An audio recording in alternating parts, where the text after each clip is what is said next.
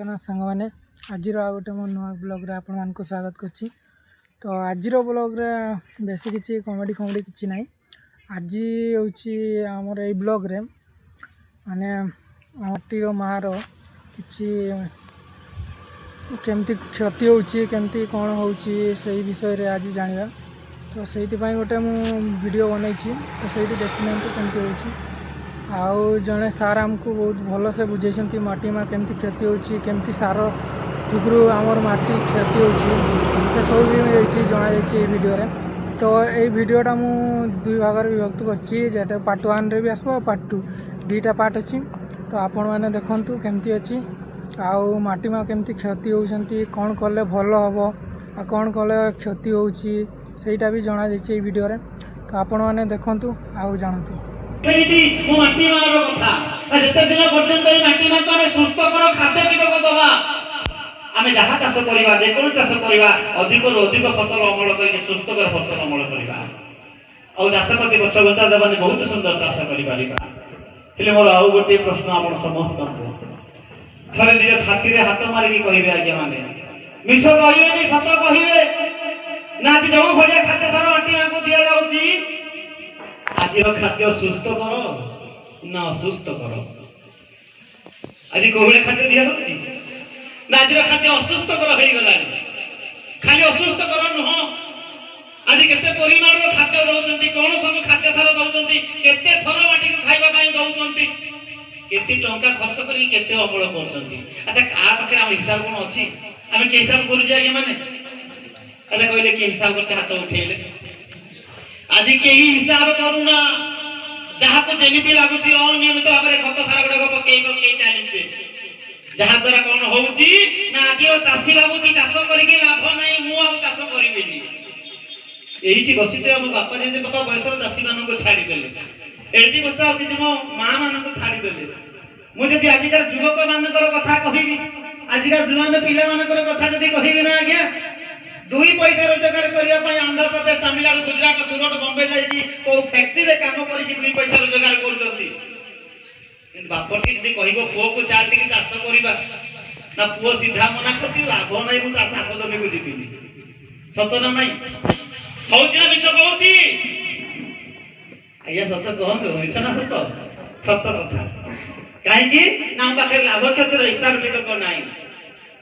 जो आम लाभवान हो पारूनु चिंता करतुनि सारा ओडिशा चाषी मान गोटे छोटिया सर्वे छोटिया रिपोर्ट तैयारी करी थोड़े जदि से हिसाब आपण मैंने शिखिजे आपण जीवन काल भितर आज्ञा मैंने देखिए चाष को बड़ लाभदायक वृत्ति आ किसी नथब देखिए चाष पाती पछ घुंचा देवे चाष गोटे एमती सुंदर जिनस आज आमको ये जिनसा हिसाबटा शिखा पड़ो तो शिखा ना नहीं कहले शिखा ये मैंने समस्ते चाहते शिखा माँ मैंने शिखा हाथ उठेले किए चाहूँ देखा चाहे हाथ पूरा उठे माँ ने उठेला बहुत धन्यवाद माँ को समस्त हाथ उठेवा ये चाहते हिसाब शिखा हाथ उठेबे मुझे देखुची कि हाथ उठुचे ना हाथ उठे ना बुझी पाऊँ।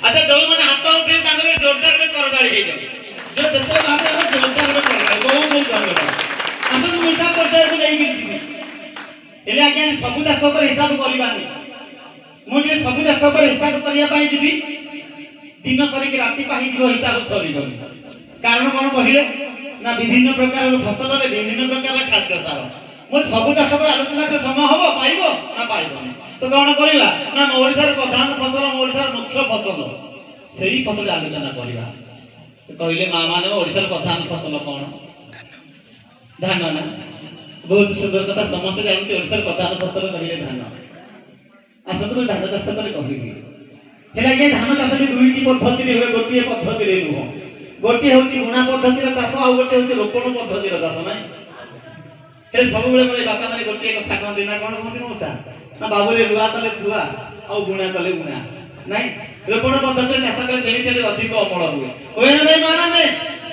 रोपण पद्धति चाष करा अधिक अमल हुए ना नहीं निहाती हुए चाष तो मुझे देखी रोपण पद्धति चाष कला आपण मैंने केते प्रकार सार दौरान केते कौन खाद्य सार दौरान तो ओडिशार कथा जदि कहबी मुख्यतः वर्तमान रोपण पद्धति चाष कला बेले मो कृषक बंधु माने मो ओडिशार चाषी माने वर्तमान 3 थर सार पकेबा आरंभ कले ना केते थर ତିନି ଥର ସାର ପକେଇବା ଆରମ୍ଭ କଲେ।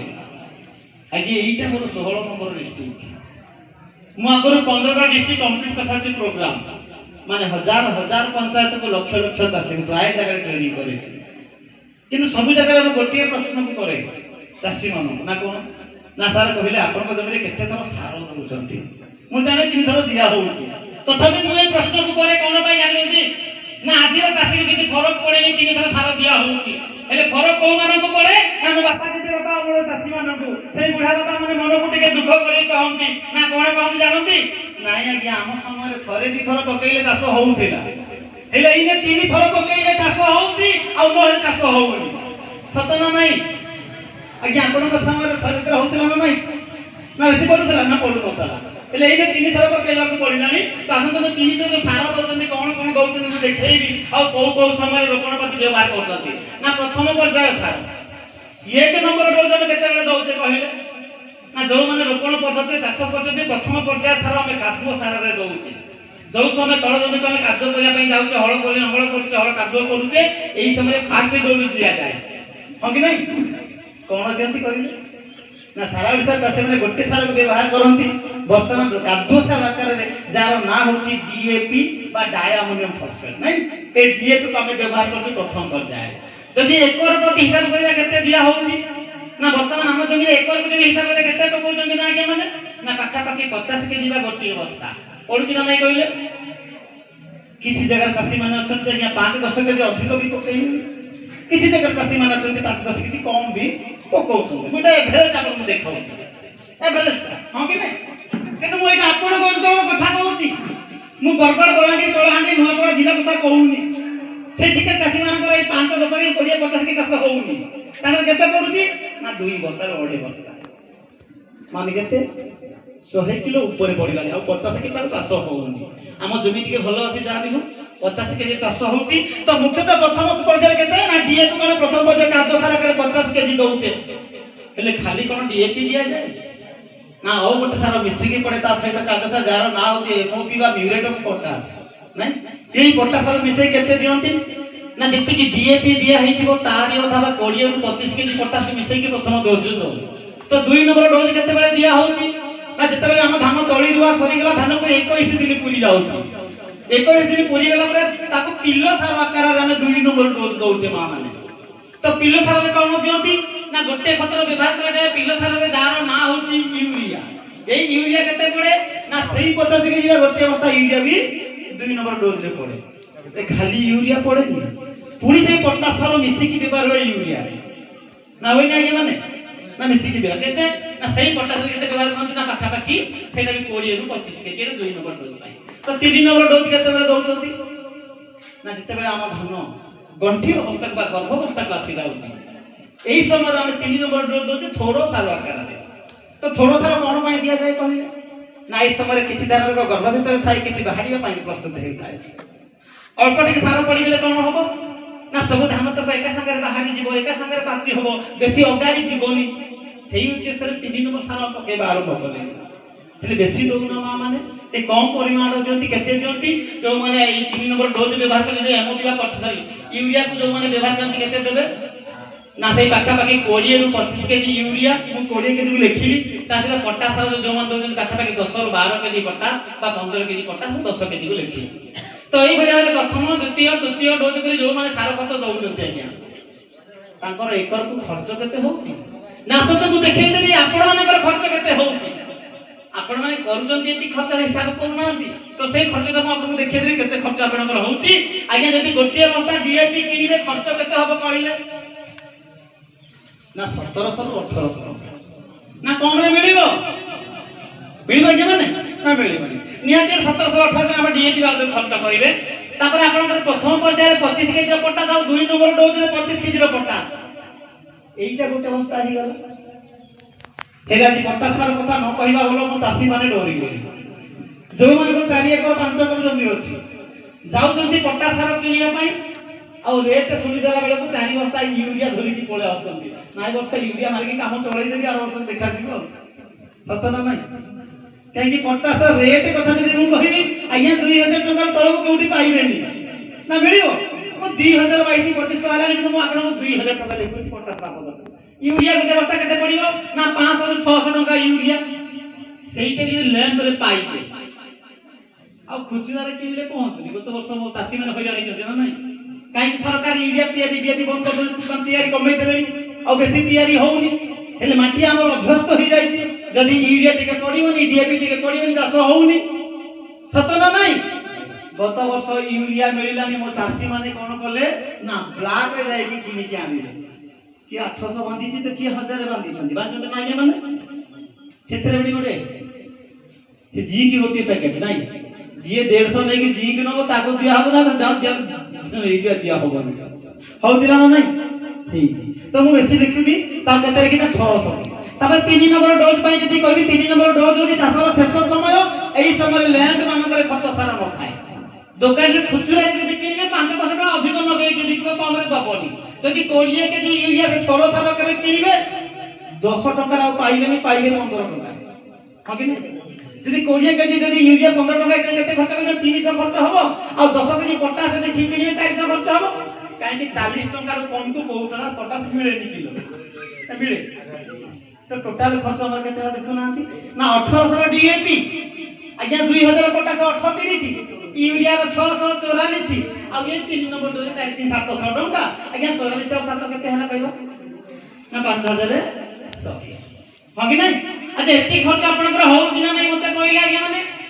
ଇଏ 5100 ଆମେ ଖର୍ଚ୍ଚ କରୁଛେ ନା ନାଇଁ କହିଲେ? ସମସ୍ତଙ୍କର ହଉଛି ନା ହଉନି ମା ମାନେ? ସମସ୍ତଙ୍କର ଖର୍ଚ୍ଚ ହଉଛି, ଏତିକି ନୁହଁ ତାଠୁ ଅଧିକ ଖର୍ଚ୍ଚ ହଉଛି। ମୁଁ ଟିକେ କମ ଦେଖେଇଛି କାହିଁକି ନା ମୁଁ ଅନ୍ୟାନ୍ୟ ଖର୍ଚ୍ଚ ମାନଙ୍କୁ ଯୋଡ଼ିନି। ସତ ନା ନାଇଁ? ଆରେ ଚାଷ ସମୟରେ ଆପଣ ମାନେ ବିହନ କିଣୁଛନ୍ତି, ଆର ତ ଖର୍ଚ୍ଚ ଅଛି। ମୁଁ କଣ ଯୋଡ଼ିଛି କି ନା ଯୋଡ଼ା ହେଇନି। ଚାଷ ସମୟରେ ଆପଣ ଟ୍ରାକ୍ଟର ଲଗାଉଛନ୍ତି, ଲେବର ଲଗାଉଛନ୍ତି, ଆର ବି ତ ଖର୍ଚ୍ଚ ଅଛି। ମୁଁ କଣ ଯୋଡ଼ିଛି ମା ମାନେ ନା ଯୋଡ଼ା ହେଇନି। ଚାଷ ସମୟରେ ଘାସ ମରା, ଭଟ୍ଟା ଦାନା, ବାଲ୍ଟି ଦାନା, ଅଣୁଜୀବ ସାର, ହର୍ବିସାଇଡ୍, ପେଷ୍ଟିସାଇଡ୍ ଏଗୁଡ଼ାକ ବି ପଡୁଛି ନା ନାଇଁ? ଯେମିତି ପକେଇଲା ଖର୍ଚ୍ଚ ଅଛି। ମୁଁ କଣ ଲେଖିଛି କି ନା ଲେଖିନି। ତ କଣ ଲେଖା ହେଇଛି ନା କେବଳ ଡିଏପି ୟୁରିଆ ପଟାସ ବାବଦ ଆମେ କେତେ ଖର୍ଚ୍ଚ କରୁଛେ ବା ରାସାୟନିକ ସାର ଖର୍ଚ୍ଚ କେତେ କରୁଛେ ମୁଁ ଲେଖିଛି ନା ନାଇଁ? କେତେ ହଉଛି ଖର୍ଚ୍ଚ କହିଲେ ତାହେଲେ ନା 5000 5100 ସମସ୍ତଙ୍କର ଖର୍ଚ୍ଚ ହଉଛି କି ନାଇଁ? ତ ଯୋଉମାନେ ଏଇଭଳି ଭାବେ ଖତ ସାର ପକେଇକି ଏତିକି ଖର୍ଚ୍ଚ କରି ଚାଷ କରୁଛନ୍ତି ତାଙ୍କର ଏକରକୁ ଅମଳ କେତେ ହଉଛି ନା ଯୋଉମାନେ ଠିକ ଏଇ ପର୍ଯ୍ୟାୟକ୍ରମେ ସାର ଖତ ଦେଇକି ଚାଷ କରିବେ ଆଜ୍ଞା ତାଙ୍କର ଏକରକୁ ଅମଳ କେତେ ହବ ନା 15-17 କ୍ୱିଣ୍ଟାଲରୁ ଆରମ୍ଭ କରିକି 20-22 କ୍ୱିଣ୍ଟାଲ ଭିତରେ ହବ ନା ନାଇଁ?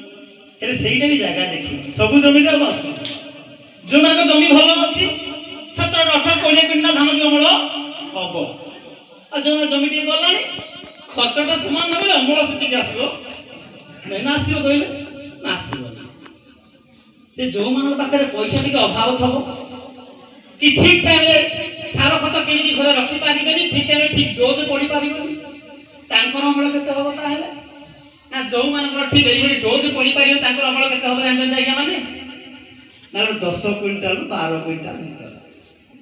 8 ଆଉ ବଢିବ ନାହିଁ, ଗୋଟିଏ ବସ୍ତା ବି ବଢିବନି ନା ବଢିବ କହିଲେ ଆଜ୍ଞା? ବଢିବ କି ନା ବଢିବନି। ତ ଚିନ୍ତା କର ଜଣକ ଜମିରେ 20-18 କ୍ୱିଣ୍ଟାଲ ଧାନ ହବ ଆଉ ଜଣକ 10-12 କ୍ୱିଣ୍ଟାଲ ଧାନ ହେଇଥିବ ଆଜ୍ଞା। ତାର ଧାନ କମି ଯାଇଥିବ ତା ମନ ଖରାପ ହବ ନା ନାହିଁ? ହବ ନା ନାହିଁ ମାନେ? ତ ଚାଷୀଟି ତାପରେ କଣ କରିବ କହିଲେ ନା ତା ଧାନ ଜମିରେ ଖାଇକି ପ୍ରତିଜ୍ଞା କରିବ ନା କଣ ପ୍ରତିଜ୍ଞା କରିବ? ଏଇ ବର୍ଷ ସିନା ମୋ ପାଖରେ ପଇସା ଟିକେ କମ ଥିଲା, ଆଗରୁ ସାର କିଣିକି ରଖି ପାରିଲେନି, ମୁଁ ବେଶୀ ପକେଇ ପାରିଲିନି। ଆର ବର୍ଷକୁ କାହାକୁ ନ କହିକି 5-7 ବସ୍ତା କିଣିକି ଆଗରୁ ଘରେ ରଖିଥିବି, ମୁଁ ବି ଜୋର ସାର ପକେଇବି ଆଉ ଜୋର ଅମଳ କରିବି। ଆମ ମନ ଭିତରେ କମ୍ପିଟିସନ ତିଆରି ହଉଛି, ଯାହାର ଯେତିକି ରାସାୟନିକ ସାର ପଡିବ ତାର ସେତିକି ଅଧିକ ଅମଳ ହବ, ଯାହାର ସାର କମିଯିବ ତାର ଅମଳ କମିଯିବ। ଆଚ୍ଛା କଣ ହଉଛି ନା ନାଇଁ କହିଲେ କମ୍ପିଟିସନ କରୁଛନ୍ତି ନା ନାଇଁ? ये जो कंपटीशन करी करी आज कौन हेती ना जो चाष जमीन 5-10 केजी डीएपी यूरिया पोटास गोबर खत सहित मिसई की बुणी देले चाष होउथला, आज सेही चाष जमीन क्विंटाल क्विंटाल सार न पड़िले चाष होउनी। तो ये जो क्विंटाल क्विंटाल सार दलु मा माने असुविधा कौन होउची ना मुख्य 4टी जिंस आज नष्ट होई गलानी। से मुख्य 4टी जिंस मु कहिली आपण आज कोन नष्ट होई गलानी मन देकी सुनिबे। 4टी जिंस कोन आज नष्ट कर दलु हम माने अत्यधिक परिमाण रासायनिक सार पकेइकी ना। प्रथम जिंस होती माटी खराब हो जाउची, 2 नंबर जिंस होती पानी नष्ट होई गलानी, तीन नंबर जिनस होती आम खाऊा खाद्य खराब हो गलानी आ 4 नंबर जिनस होती आम स्वास्थ्य आमर हेल्थ शरीर खराब हो गला मु उदाहरण दे कहबी ना माटी केमिति खराब होलानी आगर जो माटी गोड़ रखिले उषास हलुका लागुला आज लागुची आज माटी टाइट बथुरिया हो गला हां कि ना आ चाष कर देखिए एत बड़ ढेला उठी ना ढेलाटे उठा आगे गोड़ मारिदे गुंड हो जाऊला आज गोड़ मारिकी देखो गोड़ भांगी ढेला भांगी माटीर पीएच भैल्यू बढ़ी गलानी सॉइल एसिडिटी माटी अम्लीय अंश बढ़ी गलानी खाइबा को दौर माटी डाइजेस्ट करिबा हजम करि पारुनी माटीर फर्टिलिटी पावर कमी गलानी उर्वरता कमी गलानी अधिक अमल होउनी किछि जगह एमिति अछि मो मां माने माटी आदि मरि गलानी चाष टोटाली होउनी मुझे पंजाब हरियाणा गुजरात कथा कहबी देखिबे किछि जगह अछि टोटाल चाष होउनी जदि कहबा कि आमे एते दूर कथा कोन छ ओडिसा कथा कहत ओडिशा कथा जदि कहबी आपण जान देखिबे नवरंगपुर कोरापुट कलाहांडी नपड़ा बरगड़ बलांगीर बहुत गुडा एमिति जगह अछि आज्ञा जोटो टोटाल चाष होउनी घास गछ टिए उठुनी चाष केमिति करतंती ना चाष करबा पई हेले फुटे देले पुन माटी जेसीबी रे खोली कि फिंगी दिया होउची कोठी पोखरी खोला होतबो नाल खोला होतबो से जगह पट्टू माटी पके कि लेबुल चाष होउची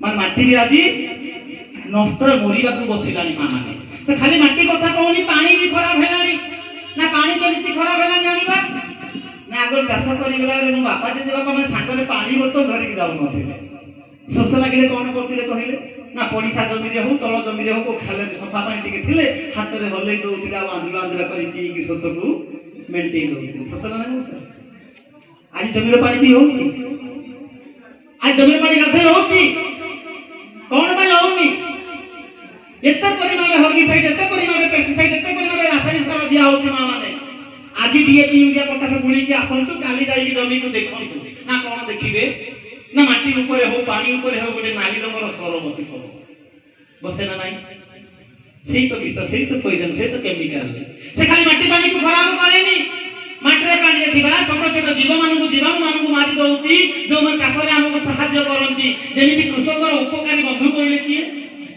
जोरे कहला जिया ना नाही समझ आले कृषकर उपकारी देव जिया अच्छा अछंती आउ देखिबा को मिलु जाऊ वर्षे दी वर्ष जाऊ जे आपनकर पुआ को के पचारिबो बाबू रे कृषकर उपकारी बंधु किए आपनकर पुआ जिया कहबोनी कहबो यूरिया सतना नहीं जिया तो नथिबो देखिबो कोन कहबो कोन खाली जिया कथा कहूनी जेति कि चुना माछ पाउथुलु जेति कि गेंडा कंगरा थिले जेति कि साप बेंग थिला अछि ना ये छोट छोट जीव बने आज्ञा उपकार करती रोग पोक कमी जाए जदि को माई पोकटे आस रोग करिया पई आम जमी साप छुआटे बेंग छुआटे जे पोक खाई दबो ना आशीर्वाद करिके जीव रोग तक हबोनी हेला जे माने मरि जीवा जो कोन होउची ना चाष करू जदि सत कथा चाष आरंभ रोग आपण आकु करंतु मका करंतु पनी परिबा कर धान करंतु जहा चाष करंतु रोग आरंभ होउची ना नाही आ से रोग रो बंचिबा पे आपण कोन करजंती ना ऊपर विष गुडा को स्प्रे करूचे